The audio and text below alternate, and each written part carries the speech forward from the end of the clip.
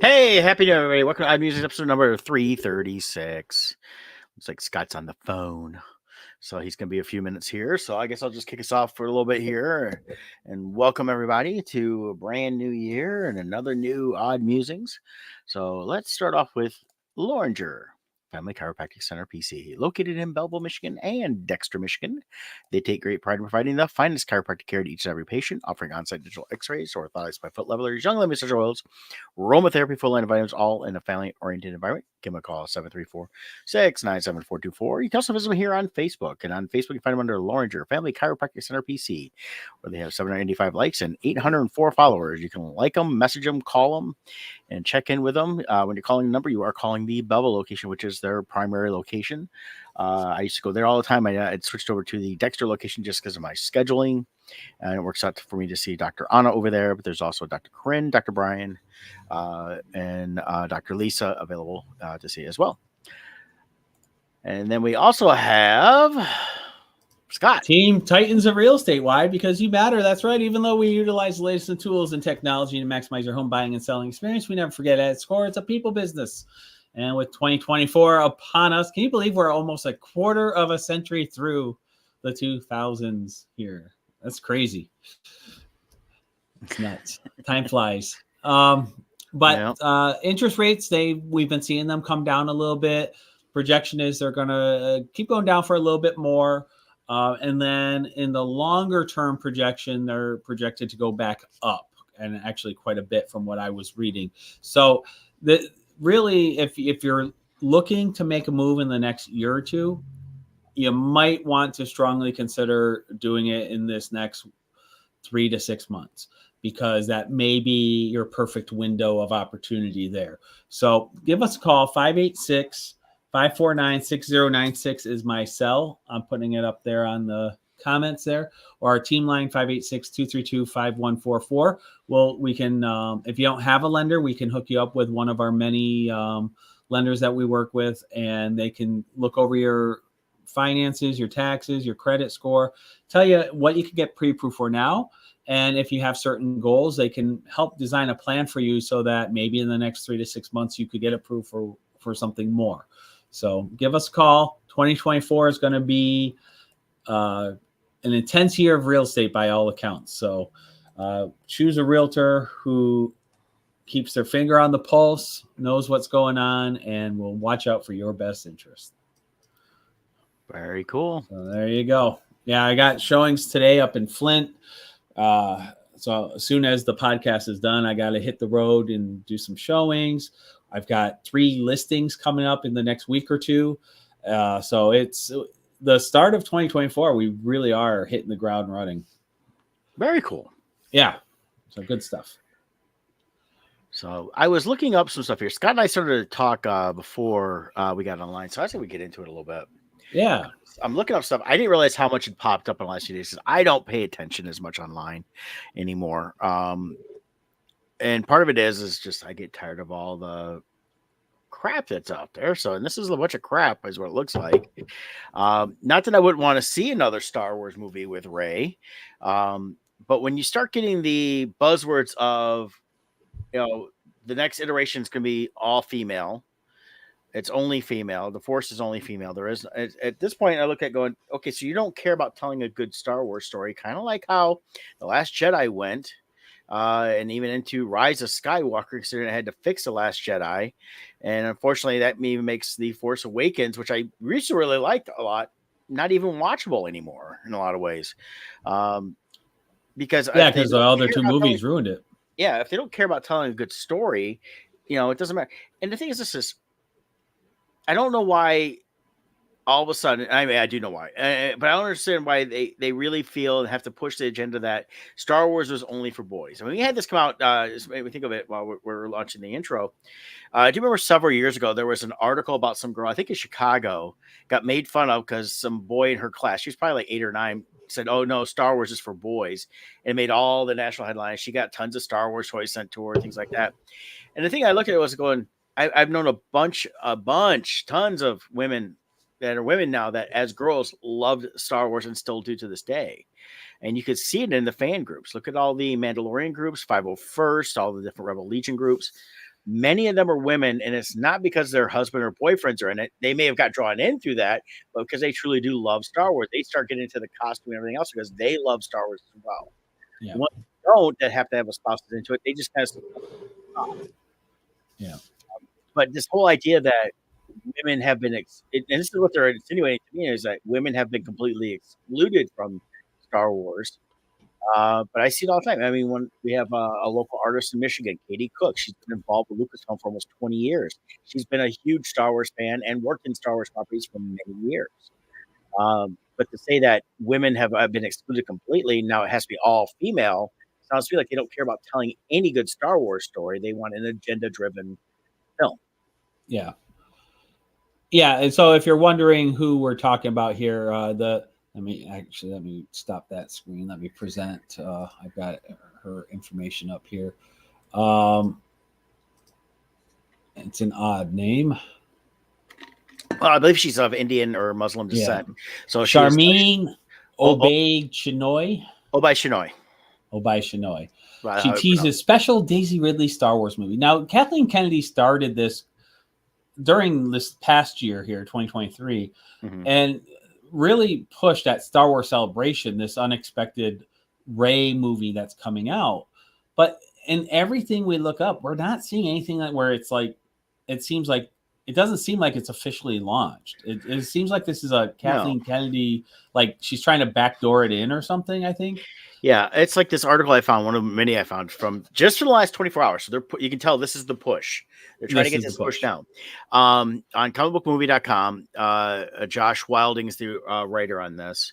But his thing starts off with Lucasfilm shared plans for 3 new Star Wars movies during last April's Star Wars Celebration.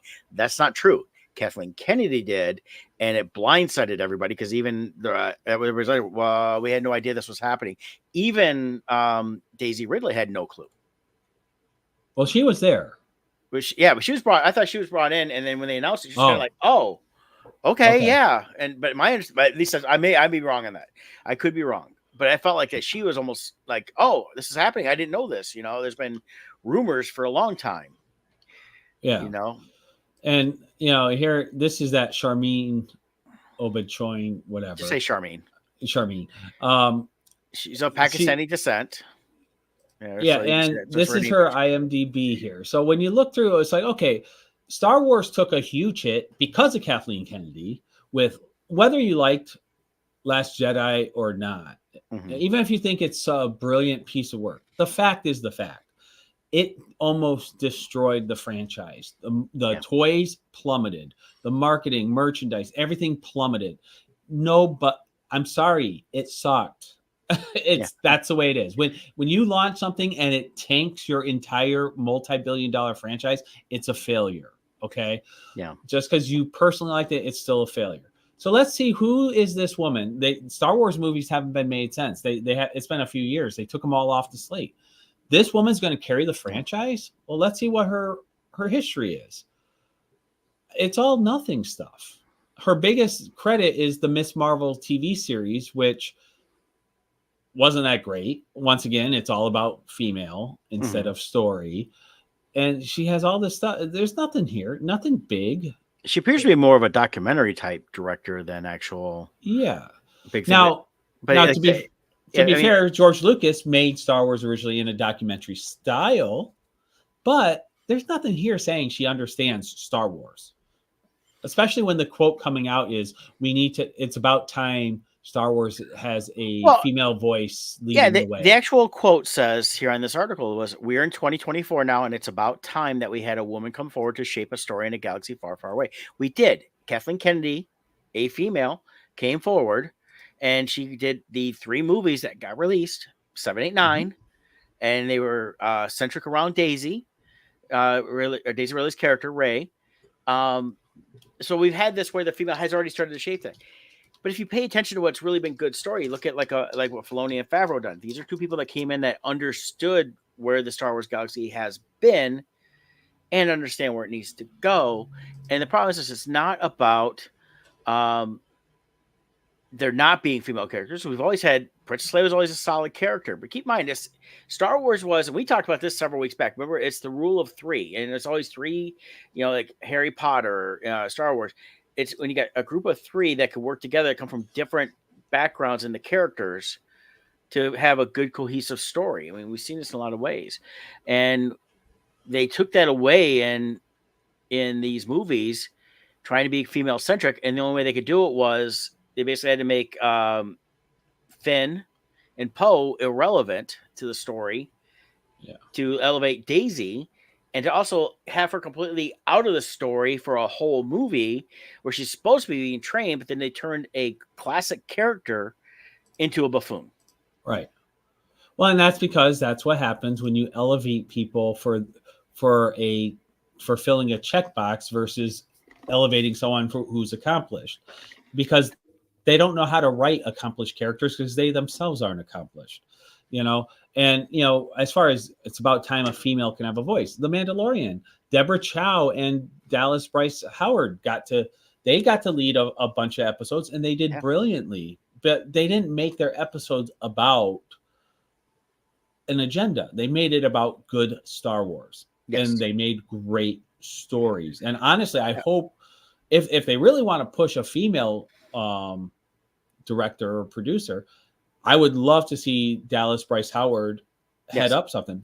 She grew up with George Lucas. She grew up with Ron Howard, knowing behind the scenes of Star Wars. She also, not just the fact that she grew up around it, she herself has the talent and capabilities of leading something like this. She has the acting background, and this is where I think she gets this from her father. Her father, she saw what her father done.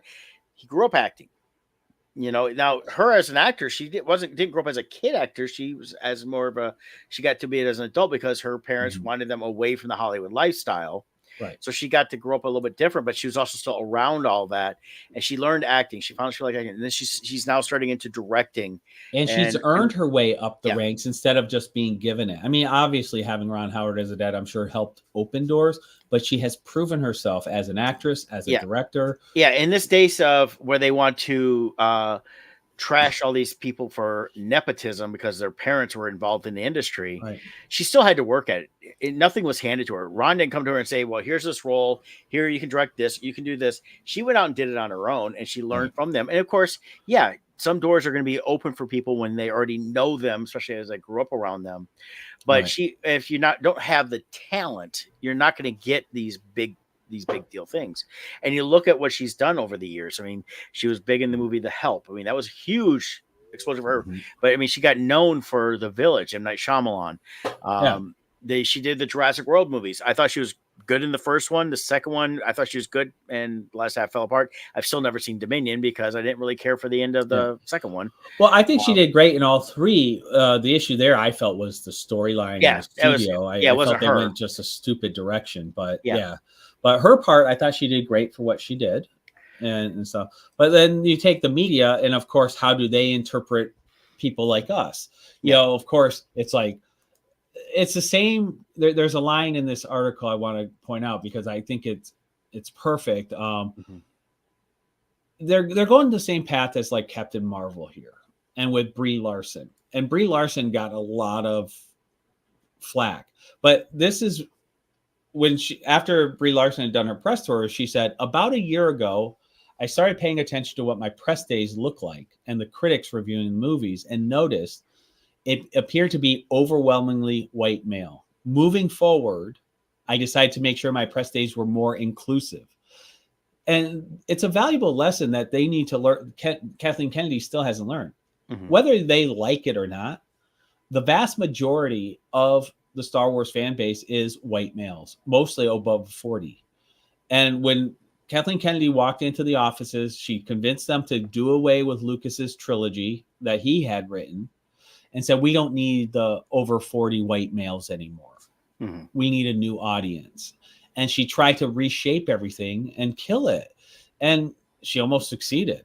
But here she is, still hell-bent on pushing this thing. And as far as a character goes, I enjoy Rey. I like Rey. Yeah. I loved The Force Awakens. I felt like the reality when a studio takes over a franchise as big as Star Wars, when you pay $7 billion plus stock options and all this stuff. You need to make some money back on that. Yeah. And typically what they do is a hard reboot and they just retell the story again. Right. I felt Force Awakens was a soft reboot where it's like, okay, we're going to reboot the original Star Wars A New Hope, but we're going to still keep the original in the timeline. We're not just going to ignore it and we're going to move forward. I felt it was a soft reboot and done well. And it gave me so much hope for where episodes 8 and 9 were going. I thought Rey was a strong character. I really enjoyed her. A lot of people are like, oh, she's a Mary Sue. I didn't feel she was a Mary Sue. She grew up in harsh conditions, taking care of herself. I thought they established she could fight well. And, she was a scavenger trying to just survive. Yeah. I didn't feel like she was a Mary Sue. The reality is you got to move the story along, and they gave her some natural force powers. But you know what? Look at Luke. Luke also had some natural force talent, and he moved along kind of quick also. So I didn't feel she was a Mary Sue. However, the direction that the movies went in 8 and 9, it diminished her strength, I felt, because they only made her strong by, like you had said, they made Poe stupid. They made Finn stupid. They made all the males around her stupid instead of making her strong. And and then the whole storyline with Kylo, they ruined that storyline. Even Adam Driver was saying the storyline he was originally told for Kylo was much different than where it ended up. Yeah, he didn't have a redemption in the end, it sounded like. Yeah, it was so. Yeah, he was supposed to be a bad guy. Yeah. And then they made it this weird love triangle with Kylo and Rey, and just the whole thing was bizarre. And, well, and that was the whole thing. They when you get to, we've talked about this many times and at length in a lot of different ways, but it really boiled down to, you had a male director for episode 8 that decided to make a fan film that took this and said, no, I got to make this. And he went completely woke and said, oh, nope, the men have to be stupid. So they made Poe do something completely stupid at the beginning. They got people killed, which went completely against his character. He was always the Han Solo-ish type character, you could say. He was going to be a little, in some ways, reckless, but he never would have done what he did there to take on a giant dreadnought and go after like he did. It's and the whole point of his character was to prove how toxic masculinity was. His choices are what ruined everything for everyone. Well, and they said that during the thing that they had this general come out, female general, completely supposedly this badass, but did nothing in the film but just sacrifice stuff at the end, and it wasn't even really a good sacrifice. Well, and leading up to it, I was so excited. Like Laura Dern's character, her character was horrible. Yeah, it sucked. But leading up to it, I was so excited because Laura Dern is a great actress, and I felt okay. She will have the gravitas to carry forward a Princess Leia type leader for the rebellion moving forward. I was thinking more like towards a Mon Mothma style, right? Exactly, and they destroyed it, and then they cheapened Admiral Akbar with how he was killed off. Really, if anybody was going to do a sacrificial move, it should have been Admiral Akbar. Yeah, but they cheapened his death with this, and then they had the stupid Mary Poppins scene in space with Princess Leia. Yeah, and then Laura Dern's character was a throwaway character in the end, and her whole point was just to say, Poe is just a toxic male, and it's just like, what the hell are you guys doing? Yeah. I remember us doing the episode beforehand, and we were so excited for episode 8. We were so excited. Yeah. And there was no way this was going to be bad. And oh my God, the only good part was the opening 2 minutes. Mm-hmm. And the best female character in the whole movie they killed off. It was the Paige or whatever her name was in the bomber there, Rose's sister. And then they give us Rose, which was a stupid character. Well, and the whole thing was, again, they created these multiple love stuff. They made her instantly fall in love with Finn. First called him a traitor, which he would not have got up and just tried to disappear again. He was past that from the first movie. They regressed him. He was back to how he was as a character at the beginning of episode 7. It's like all the growth they gave him. It really showed that Rian Johnson didn't pay attention to what the story was, looked over a basic synopsis, and then when he made this film, and he basically tried to remake, episode 7 as episode 8. And he called The Last Jedi by killing off all the Jedi.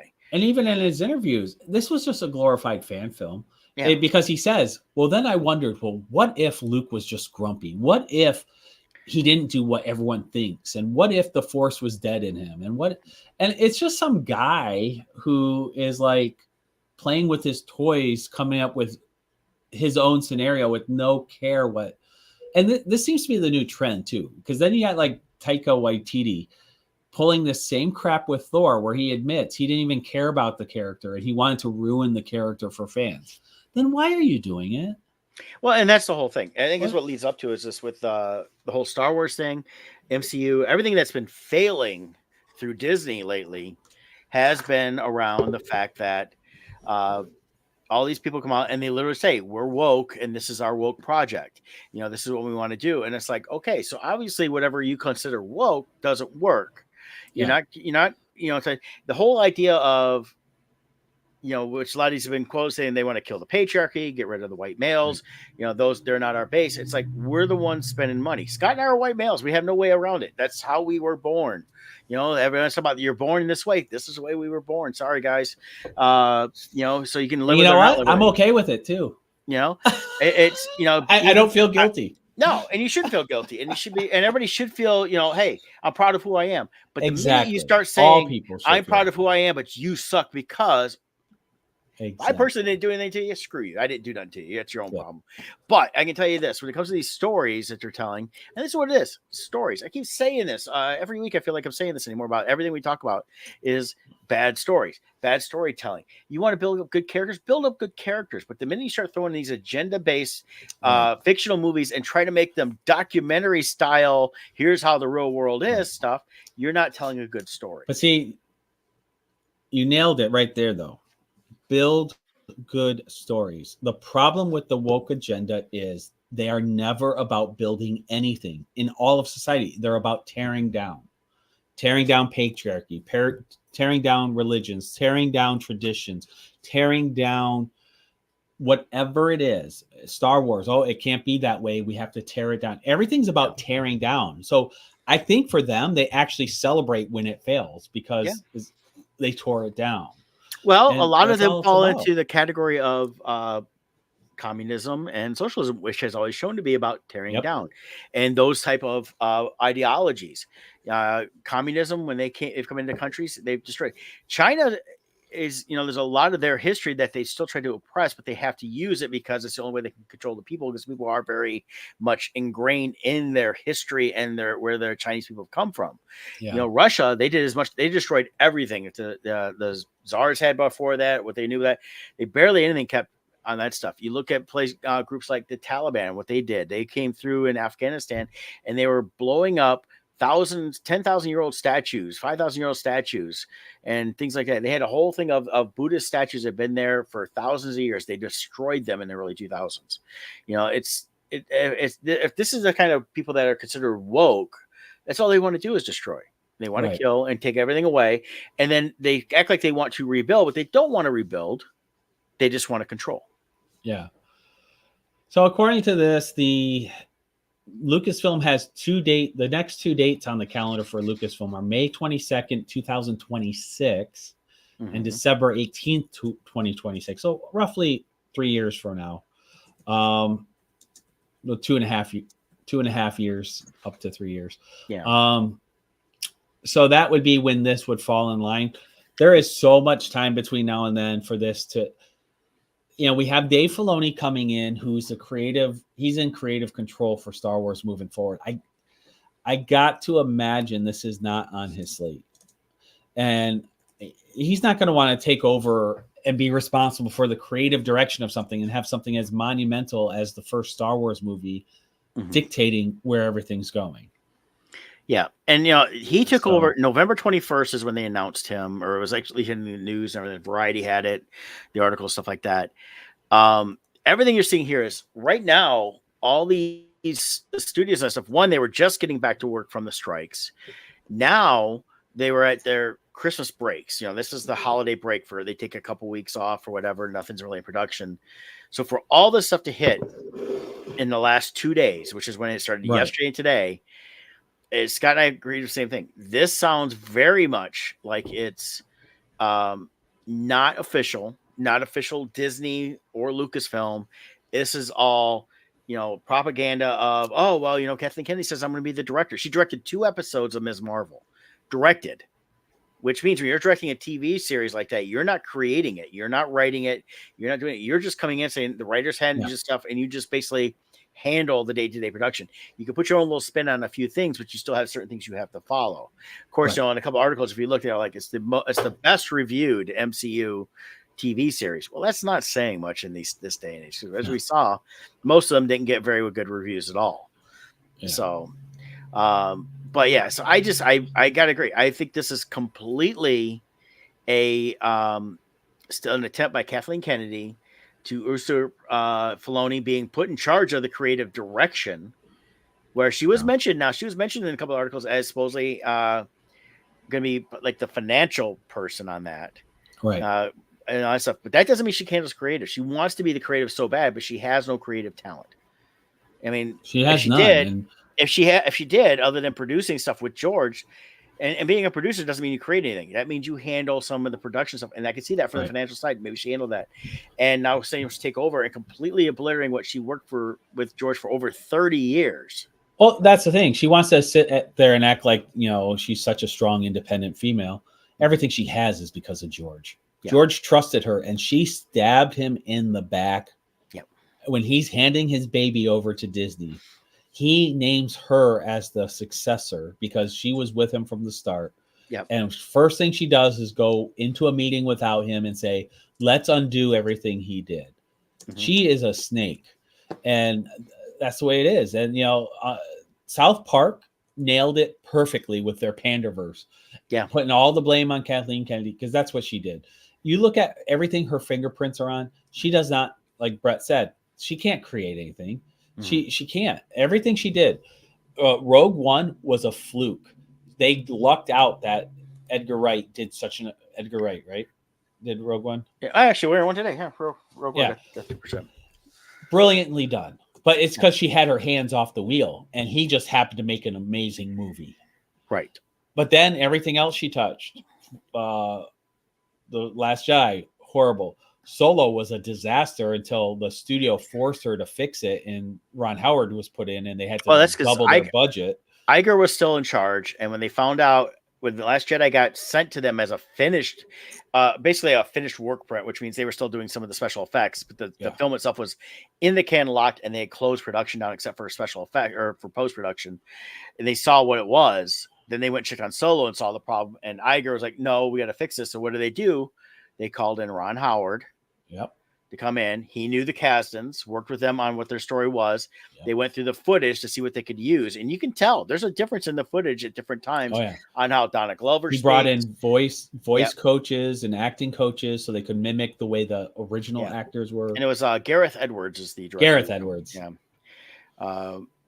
And the thing is he perfect? No, but he did a great job with it. The creator, I still haven't finished it. I started and fell asleep, so I got to restart that one. But, I liked the first Godzilla movie. He directed that. So I think there's things he can do, but he came into an existing franchise and, worked within those franchises parameters. He stayed within it's like people like say, we're playing in George Lucas's sandbox. It's even though he doesn't own Lucasfilm and he sold the race to Star Wars and all that and Indiana Jones and all that. Yeah. It's still his sandbox.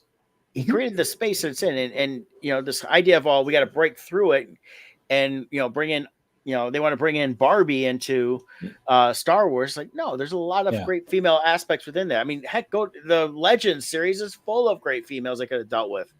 We still have never seen Mara Jade. Right. And the sandbox is an important concept that a lot of people, there's this new wave of Star Wars fans who want to hate on everything that came before, and they want it turned over. And they're like, oh, well, this is just fans. No, there's rules to a universe. Canon is important. And when I love Star Trek. I love Star Wars. But when I go see Star Wars, I don't want it to feel like a Star Trek movie and vice versa. I don't want to see Star Trek and feel like I watch Star Wars. They are completely separate universes with their own rules and history. And you have to honor that when you go into it. Like I brought up Waititi with Thor. he didn't care what the thing was. And then supposedly he was writing a Star Wars movie, and he's working with Natalie Portman. He's like, hey, have you ever thought about doing a Star Wars movie? I'm writing one right now. And she's like, well, I'm kind of Anakin's mom, or I mean, Luke's mom. And he's like, oh yeah, I forgot you were in it. Like he was going to write a good Star Wars movie. He's not even paying it. He doesn't even know any of the history, but he's going to be given the reins. Thank God Thor Ragnarok was so, or not Ragnarok, Love and Thunder was so horrible. It sounds like they pulled it from him. You know, it's you gotta stop. Movie studios, stop hiring people who want to crap on the very franchise you're hiring them to steer. Right, and that's the whole thing. It's and Lucasfilm better start watching Odd Musings. Brett and I have an amazing record on what movies are going to suck, and I can tell you this: that Rey movie, if you go forward with the way the attitude is right now, it is going to suck, and you may not recover. Yeah, well, it could definitely tank Star Wars completely. It could, because the thing is, it's like looking through. Now, this is Wikipedia, so you take it with a grain of salt in some way. So, he talked about some of the things he wanted to do, and there's been different talks out there. It's like supposedly on January 13th, Lucas held the first story briefing of his yet untitled Episode 7. It was going to be a 14-year-old female Jedi Padawan named Taryn. It was basically supposed to really center around Luke training the next step here. Right. He also had considered Thea and Winky as potential names for the character. I don't know how much about that, but that sounds funny. Yeah. Hi, I'm Jedi Winky. Well, and a lot of Lucas's stuff does end up getting changed between his first draft and movies. Yeah, and there's like a character named Skylar. Basically, Skylar was the son of Han Solo Leocanna, and ultimately fell to the dark side of the Force. There's a lot of stuff in here that he had ideas from, that would have worked. But the ability, really what screwed up is, and it kind of does go back, we've talked about this before, was much we liked The Force Awakens when it first came out. You go back and look now after the 3 movies, and realistically, JJ screwed up everything by not introducing Luke in a speaking role in that first film, which Mark Hamill had said before, he didn't understand it either. And JJ screwed up by refusing to write all 3 movies. And that was the second thing I was getting at. He should have done all 3. If he didn't want to script all 3, he should at least wrote the entire synopsis out. Yes. The treatment should have been written out. Here's 1, 2, and 3 of these movies. And then hire Kasdan to write them. Yeah. Or there's several other good writers out there, that could have done. Hell, the people who wrote, or here's an idea. Hire, oh my God, I'm blanking on his name. The guy who wrote the Thrawn series and all that. Yeah. The storylines for the expanded universe, which is now known as Legends, they were fan tested. We loved the direction they went. Do they have to make them exact? No, but if you hired any of those top 3 or 4 writers from those novels, they would have wrote a brilliant trilogy. Yeah. And then you hire a screenwriter to adapt it to the screen, and it would have been perfect. Timothy Zahn, he's the one that wrote the Timothy Zahn, thank you. Created Thrawn. In fact, I started reading it the other week and I stopped it because I was already in the middle of the book. I have to come back to it. Plus, I didn't charge my Kindle in a long time, so I was like, and I started kind of reading it again. But there's Timothy Zahn. I don't know if I know he's been around for a long time. The X-Wing series was excellent too. Michael. Yeah. Now, someone that, age-wise, you may not want to do it, but could have still done it, was Alan Dean Foster. He wrote the original book based on the screenplay from Star Wars. And if you've never read the original novelization of Star Wars, which became A New Hope, that Michael Stackpole. Yeah. It would have been good. Yeah. Stackpole would have been good, yeah. And then, like I said, with Alan Dean Foster, he also wrote Splinter of the Mind's Eye, which was kind of a sequel to that, which a lot of people thought that was going to be the next, was what Empire Strikes Back ended up being. But Lucas also, the female writer, she did it phenomenal with the clone troopers there. The clone books. Let's see, expanded. I can't remember her name, but she wrote brilliantly. Universe clone. It was the clone. Karen Travis. Yes. She did phenomenal with her writing for the clone books. She really put you on the ground and in the battle with the way she wrote. So she would have been a great one as well. And she was very jaded with Lucasfilm because her series was doing so well and the way she wrote them. And then and actually it was Filoni with the Clone Wars series, they kind of crapped on what she created time wise, and she just felt like betrayed. So she kind of stepped away. But what Lucasfilm is notorious for not wanting to follow the books and do their own spin, but Yeah. the books really are time tested. The fans love the story direction. The Jaina and Jason Solo, uh, those characters, the Mara Jade, all those were so well received, and And that's hopefully we're going where, back to it with Filoni. well, that's what Filoni's been good with. While he did his own thing in the Clone Wars cartoon, because he had to. I mean, that was, like I said, at the time, George was like, whatever's those books and stuff, that's separate. Right. He's always treated it as an expanded universe, but not the canon. He's always said that. But at the same time, it's like, that Filoni's like had read all that stuff, because Filoni's a fan. Yeah. He read all the books. He watched all the different things that were done.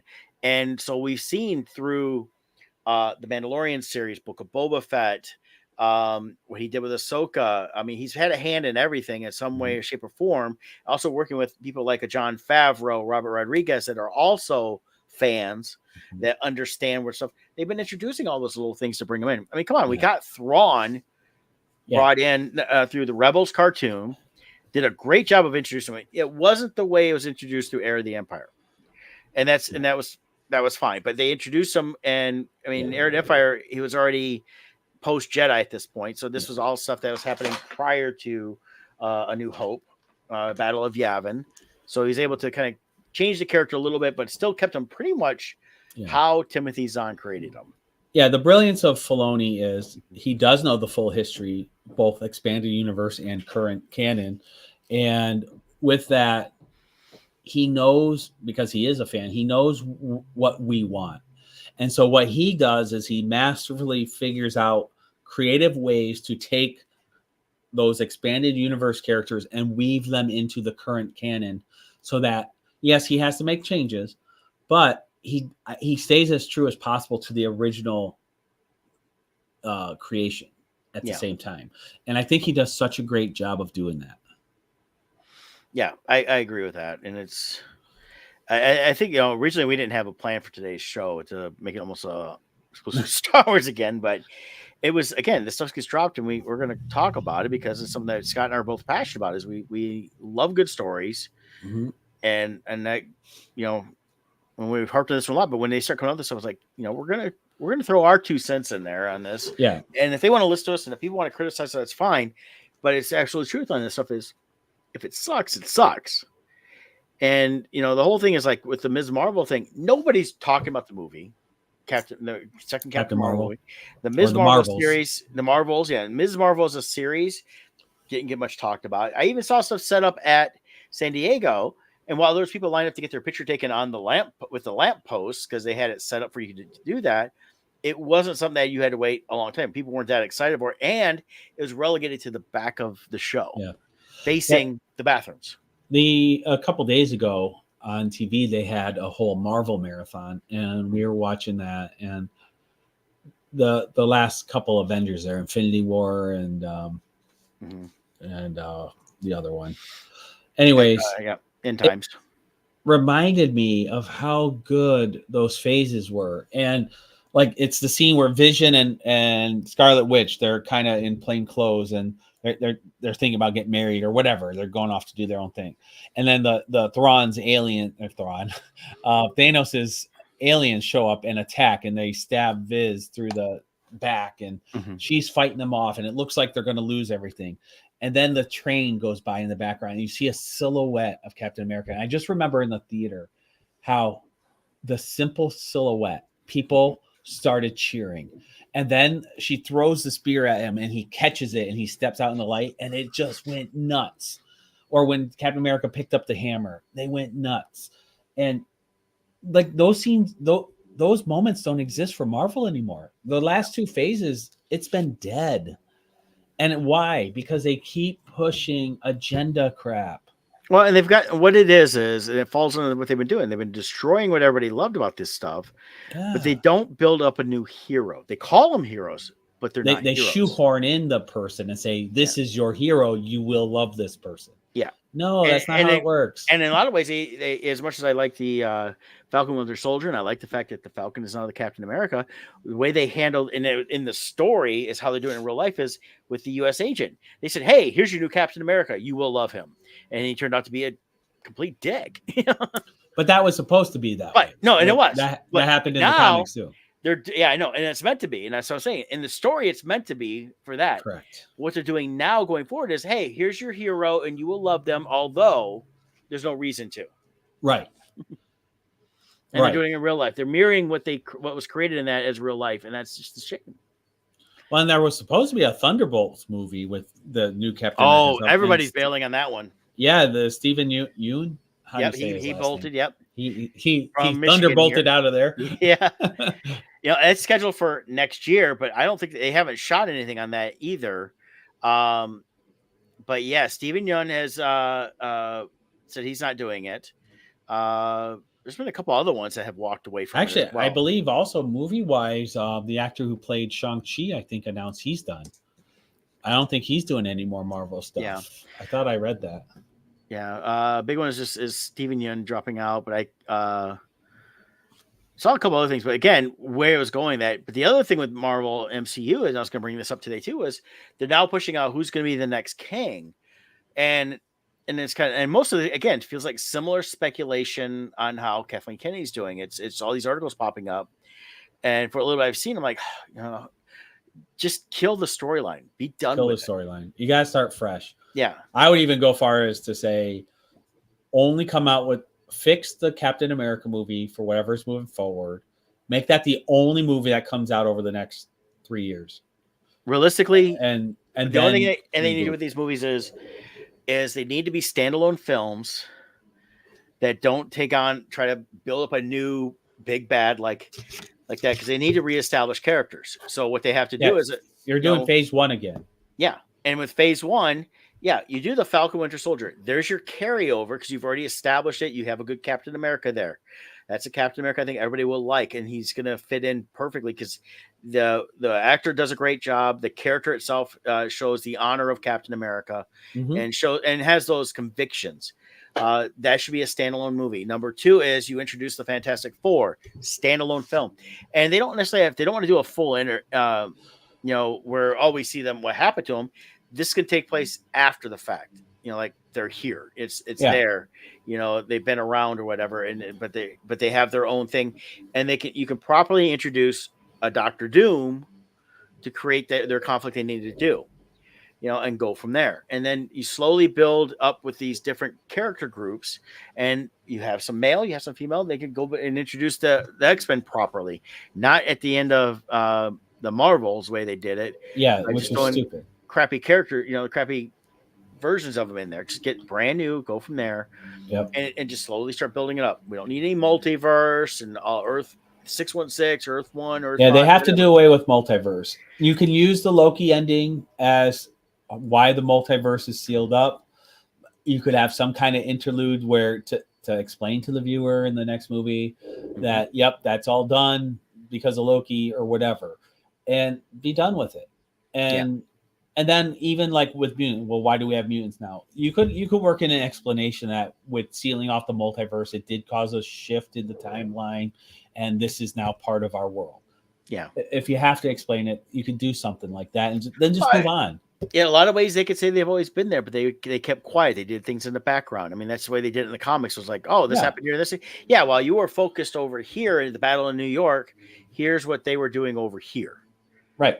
They was completely different. I mean, the X-Men don't have to be in part of the big world thing. So, and that's part of the problem. It was what they tried to do with what was the one? The Elementals was the one that really failed as a film with the giant statue coming out of the earth. Eternals. Eternals.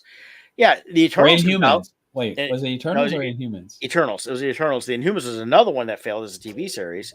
Oh yeah. But the Eternals, they made it a standalone thing, and they kind of addressed a little bit of what had happened, but they did that's the only thing they did with it kind of right was trying to make it its own thing. But then they tied in too much of a world damaging thing with like, okay, with these giant statue coming out of the earth, why isn't that being addressed anymore? They never addressed it ever after that. Well, that kind of So an ending should have been like a phase 3 ending, yeah, like where everybody involved had to come together to keep the world from dying. right. Like, But going and introduce the characters they want to deal with. I yeah. mean, there's been talk of another Thor, and Chris Hemsworth would do it. Do we really need it? No, but if we do bring in Thor, then it has to be a standalone film, not tied into a larger thing, but could introduce other characters. Um, And I that think could they had have, that if they did it, if they didn't use Waititi, who was just wanting to ruin everything, yeah, they did have a storyline that would have worked for 2 to 3 films with the God Butcher.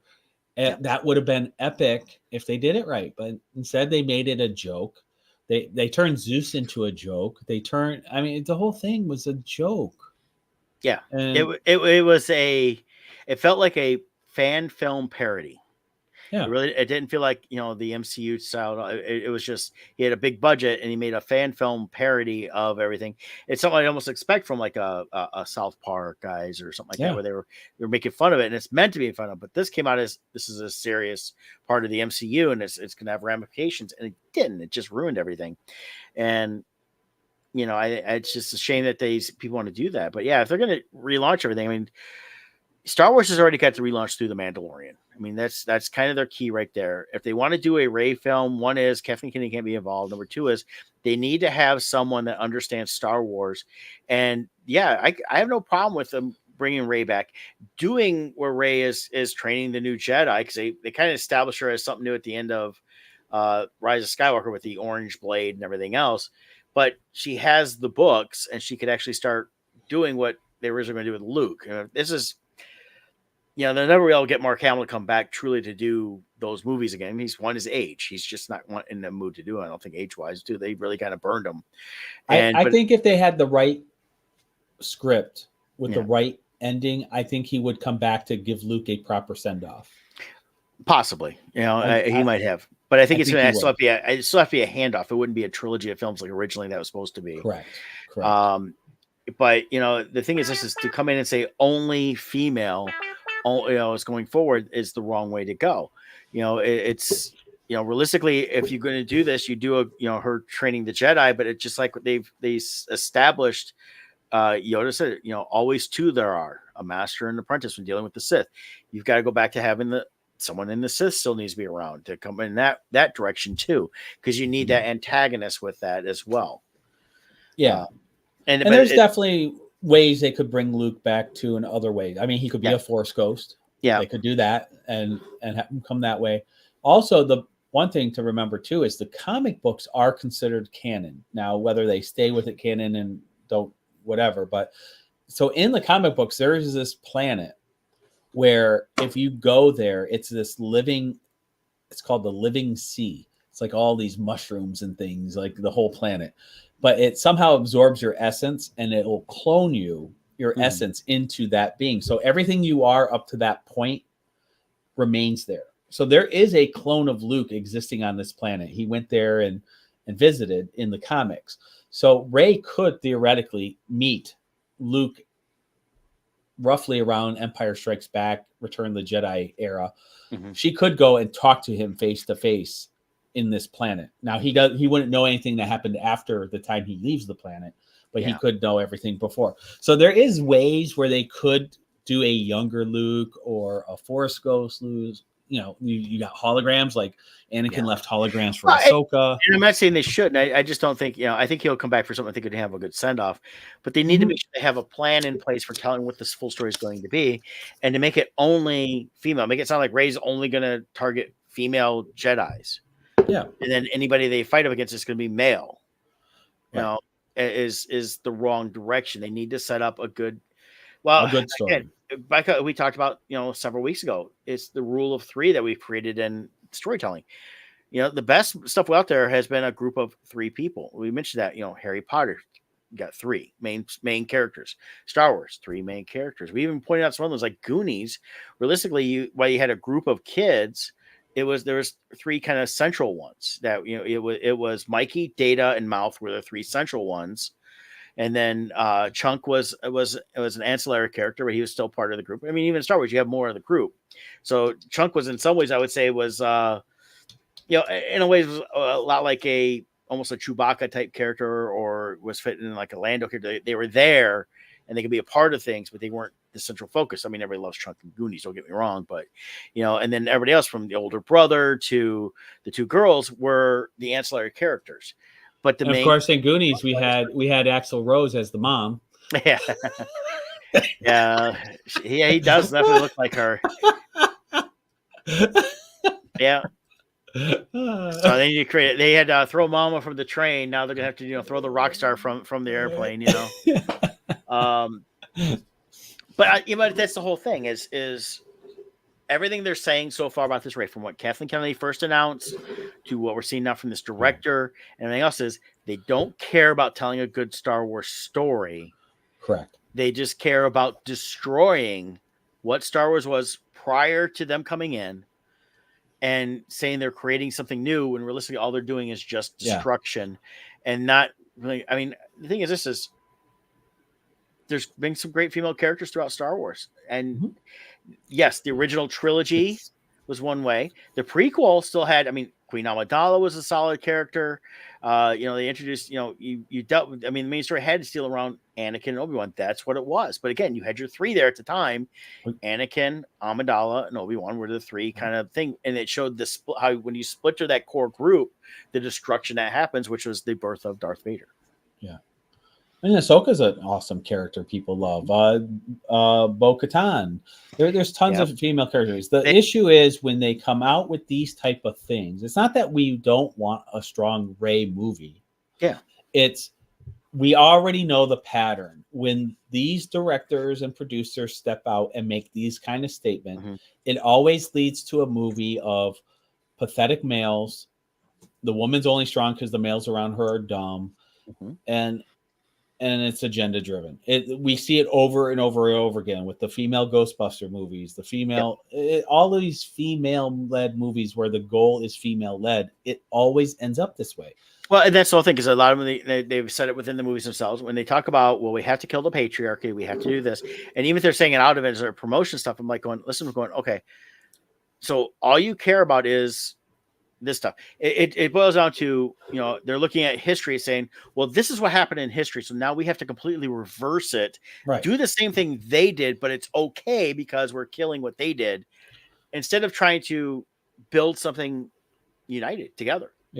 And what they do is they come out in their press tours. The Marvels, they did the same thing. It's the same pattern every time. They did with Ghostbusters and everything else. They come out and say, hey, white males, we don't like you and we don't need you. And then the movie comes out and white males don't show up. And then they say, oh, we failed because white males. So, well, wait, you told me you didn't even want me there. So I didn't go. And by the way, where's your female audience? How come women aren't going to these? Because you're not making a good movie. Women don't go just for the sake of going. WNBA, Bill Burr talks about it all the time. Where are all your females at the WNBA games? Yeah. Well, it's like this. I pulled up the Ghostbusters 2016. That's the female one. Of course, the Google says, the question, why did the female Ghostbusters fail? And of course, it's highlighted that the sexist backlash towards the all-female cast doomed the movie to failure. No. It had a good solid opening weekend because we all went and saw it because we wanted to see another Ghostbuster film. You got 20 minutes in the movie, they introduced Chris Hemsworth, and what happened? Every single one of those women were like, oh my God, he's hot. And, or the three main white leads, I should say, were like, oh my God, he's hot. And they got stupid. They were like, oh my God, I got to act like no. If you're a strong, smart, female in the real world, are you going to act like a dumb, basically they made them all like bimbos, well, I got horny, so I had to not be, smart and everything else anymore. It's like, no. You built these solid characters. The things I liked in that female one was when they showed them being smart, that was great. When you got the McKenna character, Kate McKinnon character, building the stuff up, I was like, okay, that's a neat little thing where they're building it up. They spent too much time on building the stuff and testing it. It took away from actual what the story was, because basically the story was, oh, now here's all these ghosts, we'll just go and get them, and they created the bad guy being their secretary. That and he got, and it was one, he was billed as being stupid himself because he was a good looking guy, and they're trying to, oh, see, all the good looking women are just stupid in those roles. No, I'm sorry. Annie Potts character in Ghostbusters was a good looking woman, and she was smart, and she pretty much ran everything for them.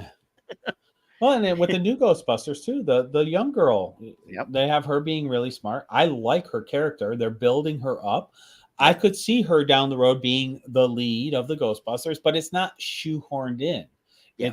It's a good role, well written role, and it's a strong character. Yeah. You And know, no, and I said the whole thing with them saying that it's is because of sexism. No, well, it was bad storytelling, bad writing, and you took what could have been really solid characters in these female Ghostbusters.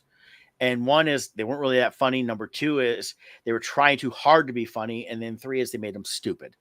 Yeah. And when they make them stupid, and then also, oh, well, I don't know how we were so blinded because he was so good. They never would have fell for that because well, every they single one also weren't honoring the past. They were trying to create a whole new timeline. Honor the past. Like that's what they're doing in the new ones. Is it's an extension. They're not just saying that never happened. It's an extension of the universe and growing it.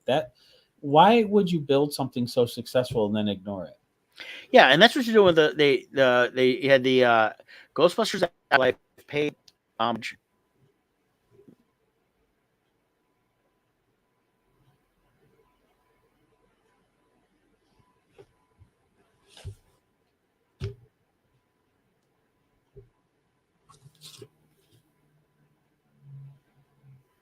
I don't know if I'm frozen up or if Brett's frozen up. Can't tell. Somebody's frozen up. So I can't tell if it's me or Brett. Not sure. Looks like it's me, but it might be Brett. Well, if it's me, I'm sorry, you're just staring at me wondering if I'm frozen or not. Can't tell what's going on. Brett's doing something here. Let's see.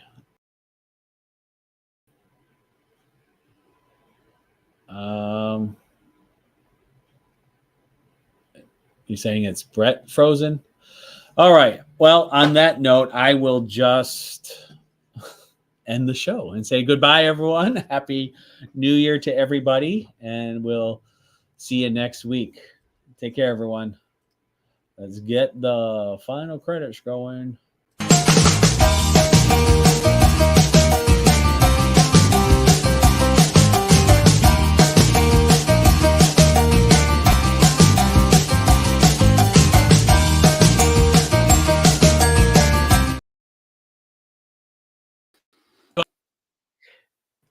Hey, did you want to talk more on the air? I said I'd be right back. So what? I said I'd be right back. I texted you. Oh, I didn't see that part. Yeah, my computer locked up all of a sudden out of nowhere. I couldn't tell if it was me or you, and then Connie put it's Brett. So I'm like, oh, okay. I'm sitting there. Sorry, everyone's just watching me sitting here wondering if it's me or not.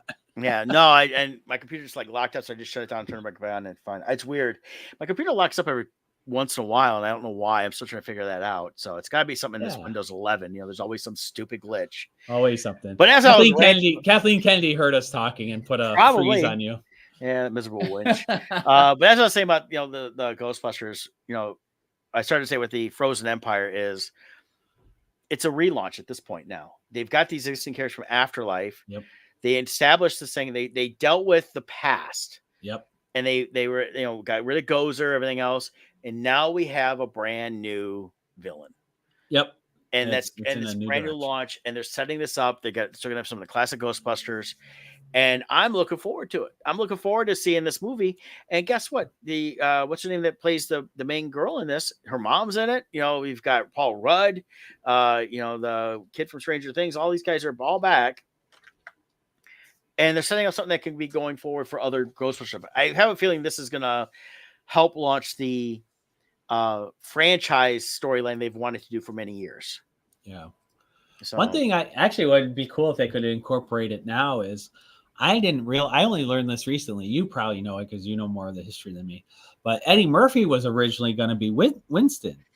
in the Yes. Ghostbusters movies. They originally wanted Eddie Murphy, but he was too Yeah. busy with 48 Hours, Trading Places, all that. Yeah. So he had contract Originally, issues. Aykroyd and Ramis were writing it for Belushi.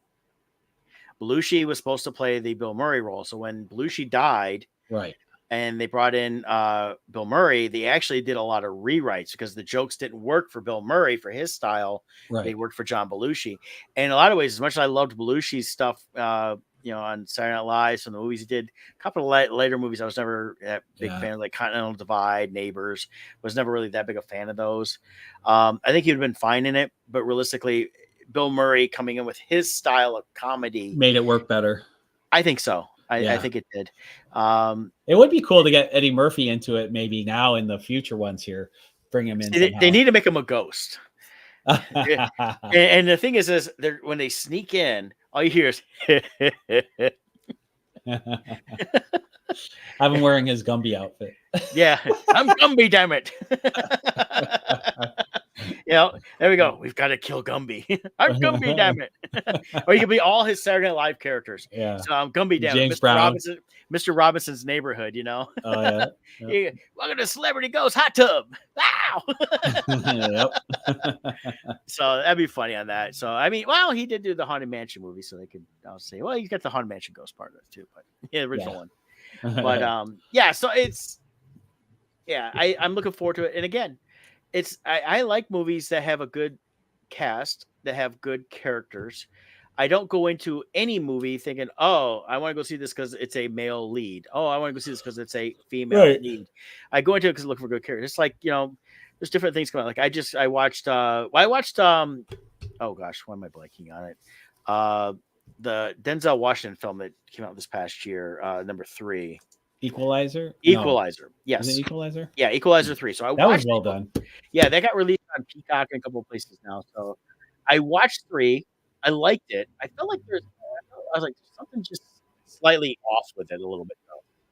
So I went back and watched Equalizer 1 and 2, and I realized that 3 was kind of wrapping it up, but they left a lot behind since they did episode number 2 to 3. And then of course the end of 3 with the picture of the woman with her, it was actually when she was a girl with her parents, was actually his friend and her husband that from number 2. Mm-hmm.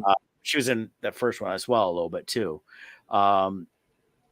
In a lot of ways, it almost felt like they needed another movie in between 2 and 3 to explain why he was where he was at 3, because I felt like it left a lot of that exposition.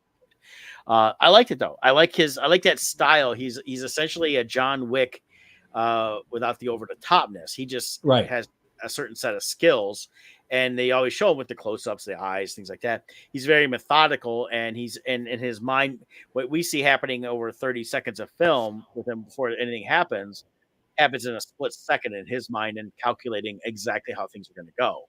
Right. So, and I like that. And then, of course, the kid at the end of 2 that he befriended in where he was living at, I think there's more story that could have been told after 2 before what became 3. Yeah. I still like them. Funny thing is, to be able to stream them because I don't own them, I had to go and watch episode 1, I think, on Hulu, and then number 2 was on a different one, and then 3 different streaming services to watch all 3 movies. So that's kind of what I did this past week, and I started watching. I got through the first 4 episodes of the Percy Jackson series, and I'm liking that one too on Disney. Oh, okay. Which leads me to one last thing is, did you notice that Echo gets released next week and they're dropping the entire series at once? I forgot that was coming out. I feel like I haven't heard anything on it. So for them to release it all at once, that just shows they're kind of giving up on it, I think. Yeah, there's no faith behind it. Yeah. They announced it. I saw a trailer for it during the Michigan game the other night. Yeah. So it came out and say it's coming because it was on ABC. It's like, coming next week was the 9th, so it's next week Tuesday. All 5 episodes, not even 6, 5 episodes of Echo. Interesting. And it's the entire series. You can binge it. So when they're doing this with these series now, what I speculated before on the show here is with Disney is when they drop the entire series, they have no faith in it, and it's probably not going to go forward much anymore. That's what they did with the last Santa Clauses. They pretty much just dropped it and said, "Here it is." Yeah, I think this year is going to be the year of streaming services dying. They're going to start putting out a lot less content. They're also changing. Starting at the end of the month, Prime is going to having ads. Yep. And if They're, you want they're becoming ads, network TV. Yeah, and if you don't want the ads, you have to pay extra, even as a Prime member. Yep. So I think Disney learned that with these series that nobody's going to care about week to week, they dropped the entire series. They started that this past year, and by doing that, because I mean, Percy Jackson is still released one a week right now. So those are ones they care about because that's an ongoing show that they're trying to build the following as well as keep the anticipation for it going instead of just a binge and drop. They want people to watch it straight through, but not at once. Yeah, it'll be interesting to see where things go with these different services, but it's kind of coming full circle. I think studios are going to focus more on movies again, instead of, because I think they're realizing that the streaming model it's this consumption monster, and you have to put out so much content to keep it fed, and so when you put out that much content, you sacrifice quality. And then when you sacrifice quality, people are like, this is crap. And then they start falling away.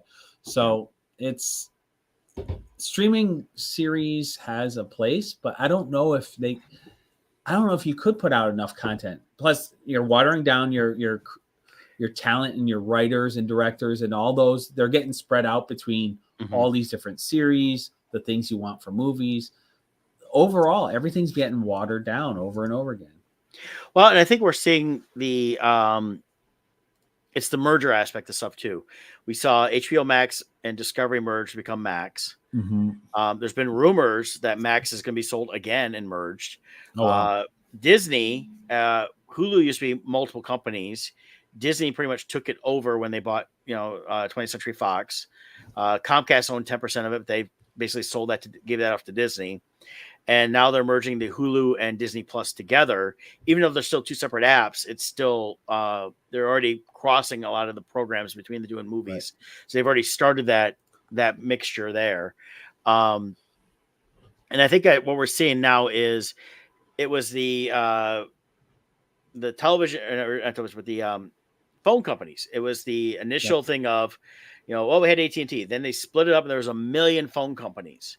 And through the 90s, you saw them start to gobble each other up, especially as things changed in between going to cell phones, long distance change, things like that. And now what do we have? Well, realistically, home phones doesn't matter. AT&T offers a home phone service, and they're pretty much the home phone service company again. Long distance is not a thing anymore. Everything is dealt around cellular, but even that is gone to, while there is still several companies in the country, the main ones are Verizon, AT&T, and T-Mobile. Those are the three primary ones. We've gone back to just a smaller model. Right. And TV, it started off with, just the main networks, expanding the networks, kind of blew up with cable, but a lot of them have gotten gobbled up because when you look at who owns what, it's the same company owning a third of the cable channels now. It's the same people. Right. Just because they offer different places to go look at stuff, it doesn't mean it's any different than what it was before. So we're seeing, I think that's what we're going to see with the streaming is more and more of just closing in and having less to choose from. Yeah, I agree. So hey, so that's everything. I was trying to get out, I guess, earlier before I got locked up. But yeah, no problem. But we'll talk more next week about some fun stuff and whatever else we're watching. And because I know Scott's gonna go make some money. So. Yep, I got to split. So as soon as you start the credits, I'm gonna head out. All right, man. Hey, I'll see you later, Scott. Y'all have a great week.